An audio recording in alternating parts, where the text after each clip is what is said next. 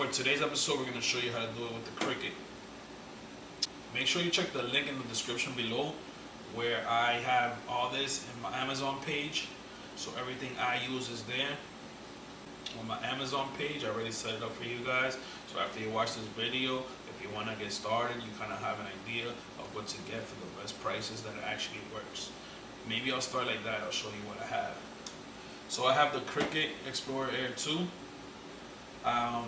It's connected to Bluetooth right now, or you can do it with the wire in case you don't have internet. But right now I have my Bluetooth. Open this up right here. Let me unload that. And that's my Cricut. I got 45 12x10s, just to have different colors and different options. You know, this hot pink there, black, white, red, orange. And obviously I've been using some of that, and it also comes with Teflon sheets, so that's pretty good. So this is just a pack that I got just to have variety and stuff. So that's that. What I usually use though is rolls though. I like to get roll. I got this one, heat transfer vinyl, 12x25 feet. For the fact that if I have a lot of stuff to do, I could use this instead of sheets, because I can just put it out on my board, which I'll show you next. So yeah. That. Let's roll this up. I put this away. I like to keep the box because it gives you the instructions, especially if every material is different. So sometimes you're gonna need different settings on the heat press, which we will go over later when it's time to press. So like I was saying with my roll, I use these boards. Put them down there and it goes down. I could get as much stuff if I have a logo, 1 logo, 2 logo, 3 logo, 4 logo, 5 logo, 6 logo, 7 logo. That's for like left chest, like something like this. This will fit a bunch compared to the sheet where you would have to keep adding more sheet, but I could do one whole thing. It comes in a pack of 3. It's very convenient. Before I even start cutting anything, what I like to do is put that roll, lay them out, and now I have 3 ready to go. And by the time the first one's cutting, I have the other 2 ready. I start loading and loading and loading depending on how many shirts I'm doing. When you're doing 50 plus shirt orders, I really recommend to have this. Or even if you're doing 6 orders or 12, it comes in handy because a lot more fit. The next thing I should have used when I have my roll, I have this slicer right here. It comes very in handy. I put the roll right here in the size that I need, and instead of cutting on a scissor, just cuts a straight line down the middle just like that. And we'll put it to use in a little bit. I have this kit that has pretty much came in this nice little bag. It brings more stuff, but this is what I tend to use, so I keep it in there. So I use the most. I have the scraper. I use this a lot. Make sure there's no bubble when I put the vinyl down on the press. Then I have my favorite one at all of all. Like you could use these types, every type, but this is my favorite. This is pretty much, I call it the peeler. I'm not really sure what it's called, but I use it to peel. And this one is just like a straight one you could use to get the edge going and things. So I put it on to use, and my scissors. So now that I showed you the equipment I'm gonna be using, we're gonna get into the computer part of it and show you how to run up Cricut Design. It's the software that comes with this machine, and put it to work. So the first thing I do is I open up Cricut Design. It opens up. I go to Canvas up here. I'm gonna start a new project, so I would go to Upload. The project I'm doing is already here, but for the purposes to teach you guys, I'm gonna pretend it's not there, and I'll just re-upload it for you guys. So you would browse your computer. Find it on your desktop, on your recents, wherever you have it. For instance, mine is here on my desktop. So I would open up the logo. And this is the logo I'm using. So I would continue. Now it's very important you clean everything up and know where you're going to cut. Since we're cutting today, you could look at preview. Right now, if I was to open it like that, this is what it would look like when I cut it. A big box. So I have to make sure I remove the backgrounds. So right there, remove the background, and I'll show you a little bit more of what would it look like. You see, right here, now that's what it would look like when we cut it. But if you see the D right here is not cleaned up, or the O in the microphone is not, so we gotta make sure you clean up everything. So remove all the backgrounds just by clicking on it. You could use the eraser if you wanted to erase, let's say, the F off. You know, you wanted to erase the E, you can do that. But for this design, I'm not going to do that, so I'm gonna go back and make sure I don't do that. I'm gonna click the select, and then I'm gonna remove the shadow off the microphone. And before I hit continue, I just wanna preview it again. And when I previewed it, this is how it would look when I cut it. Okay, so I'm gonna apply and continue. And now you have multiple layers that you could use to print or cut. I don't have that access, I just use my single layer because I don't really use this anymore. But this would be to print an image as is with multiple colors and stuff. You would use it to print on a printer, and then you use the Cricut machine to cut it. I could do another video on that because it's totally different from what we're doing today. Today we're going straight vinyl. With this would be paper, heat transfer paper, not vinyl. Printing sheets, I should say, but not vinyl. But since we're doing vinyl, I'll go single layer. We're gonna click that, and we're gonna hit continue.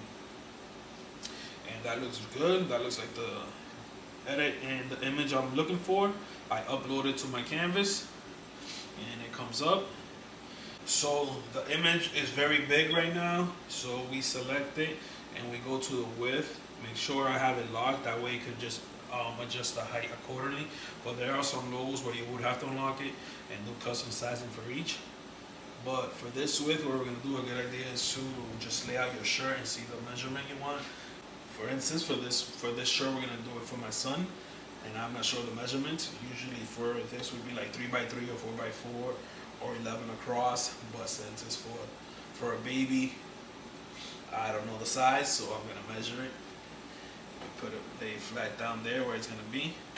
So yeah, I lay the shirt down, and I would just use this. This is my cutter.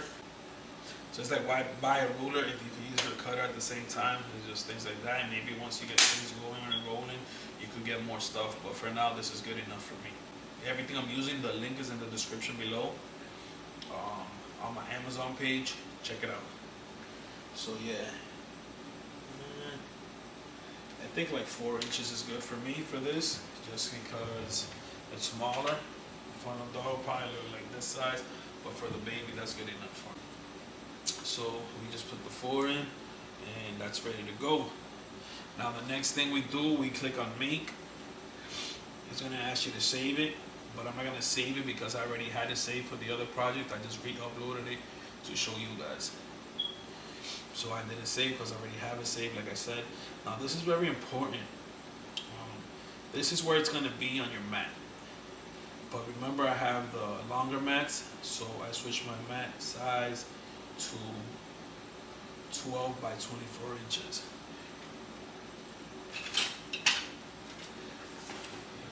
And this is what the mat looks like. This is the mat I'm talking about, all right? See here on the computer, that is your mat, and wherever this image is, wherever the image you're using is, needs to be, the vinyl needs to be right on this paper, on the mat, the same numbers, the same location as your computer.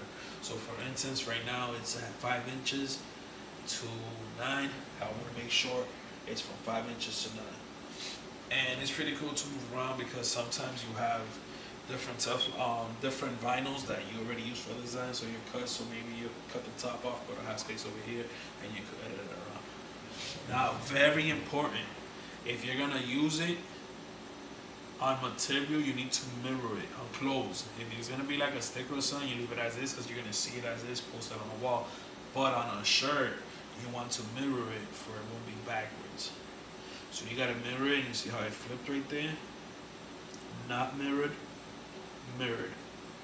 Not mirrored, mirrored. Okay, so we want to mirror. I'm gonna mirror it, and it's ready to go. Now, you go to continue. Well, before I go to continue, I'm gonna,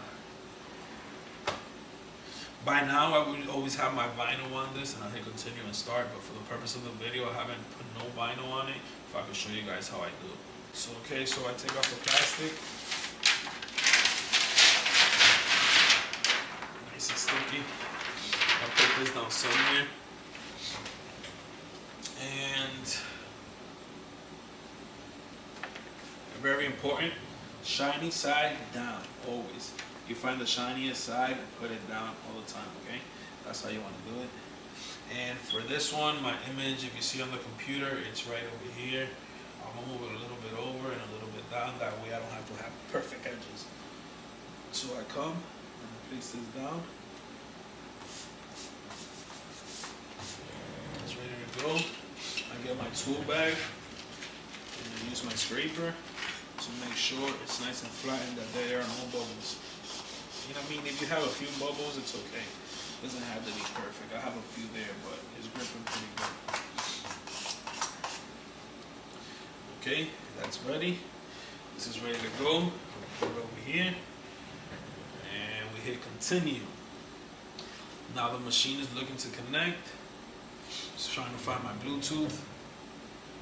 Just making sure the machine is on, and it is. So now the arrow is blinking. It's ready to go. We load this in, and you click this, and right there it's grip ready to start. I'm gonna turn fast mode on for the purpose of this, and honestly I always use fast mode. It has never damaged it. I know in the beginning I used to be like, I don't want to use fast mode, I don't want to take my stuff, but I've been having this for like 3 years now, and the needle's still good, it cuts well, and it has never been stuck. So I go to fast mode, and now I press the Cricut, and the blinking C. And now we let the Cricut do its thing. It's cutting. I just wait. Right now, usually what I would do is get other things ready.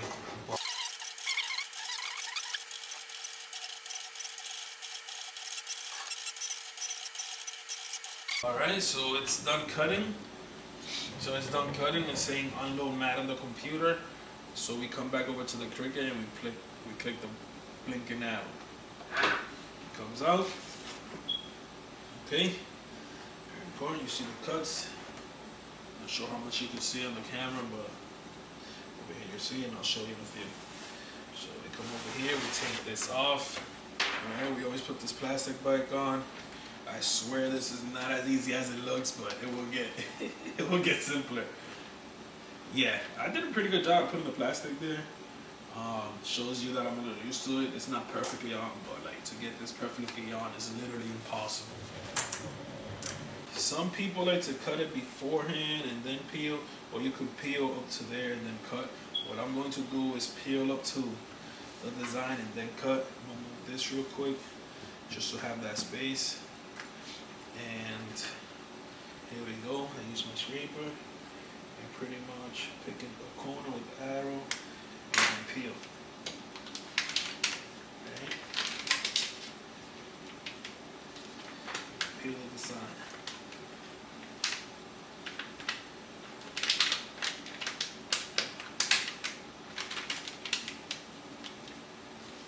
Also the material you use says a lot. Look how much I got off on that one peel. Now I just got to get into the details. I'll cut this out. But not all material that you use will peel like that, so I really suggest you get good stuff. That doesn't cost so much either, because you do need to make a profit. But most importantly for the customers, it needs to stick and stay after washing. So this is pretty good stuff right here. Okay, now we get into the details. And you want to look over, you'll see the cutting out. We're going to take this off with the hole. Put it up there.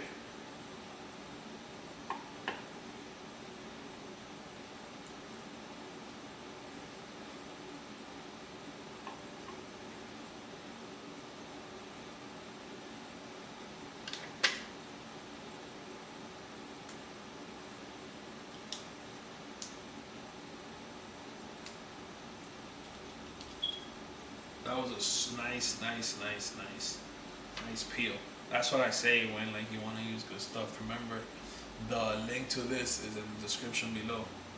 And I think if you never done it, you know what I'm talking about later on when you try to peel some stuff off and it'll come off. But the way this came off is what you want.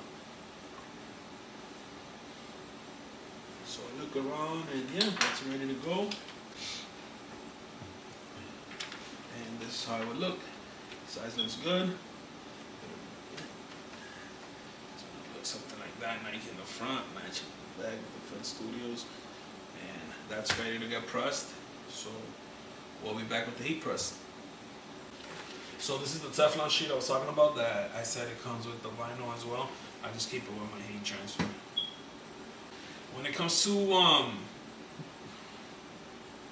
When it comes to heat presses, I said this before, I really recommend one of these. The ones with the springs and the 12x12s are too small right here. A hoodie fits perfectly, 15x15, a shirt fits perfectly. So any size thing that I'm doing fits good right here. And that's how I came about this. I had a hoodie order and there were 2XLs, and with the 12x12 one I had, it wasn't cutting it. And also the spring ones, the springs is a big no for me, man. I left the link to this below. You can go check it out, and similar ones as well. So we go, lay this down, we press it for about 10 seconds to remove all the lint and wrinkles. So that's ready to go, nice and hot. We place this right under the collar, that's where your logo is, and we just want to make sure it's nice and straight. That looks good right there. We cover it with the Teflon sheet, and we press it down. We let it go for the 15 seconds. That one I pressed at 320 for 15 seconds, but again, remember I said I saved these because everything has different settings. All materials have different settings, so when it comes in, save that instruction sheet. Came off, and that looks good. And his Nike shirt with the Fence Studios puff print on the back, and he's ready to go. Just things about locations and stuff. The reason I put it in the back was for when I carry him. How you carry a baby, always carrying them, bringing them up, playing with them, and stuff like that, burping or whatever it is. And therefore, the logo would always show because it's in the back. But there you go. We put a logo on the shirt from scratch, and it's ready to go. Well, there you go. That's how you use the Cricut machine. For more tips, follow, hit like, subscribe, and don't forget to check out that link in my description for my Amazon page to get you everything I use for today's video.